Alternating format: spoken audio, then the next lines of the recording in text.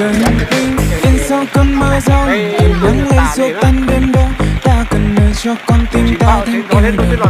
Tìm về nơi không gian bao la, lắng nghe thanh âm bên trong ta, đắm say cùng mùa hè để ta thêm thầm thơ. Một nơi mà từng ở đâu là từng ở đâu là mơ, để bao khát khao trong tim xa tan đi ưu phiền. Niềm vui kề bên gió đang gọi tên ước mơ dần đến, hòa trong tiếng nhạc rộn ràng để say trong tình yêu. Có sóng xô cách rì rào, có tiếng cây lá rụng rào, dân mình chẳng phải là chiêm bao, trên lòng bình yên quá.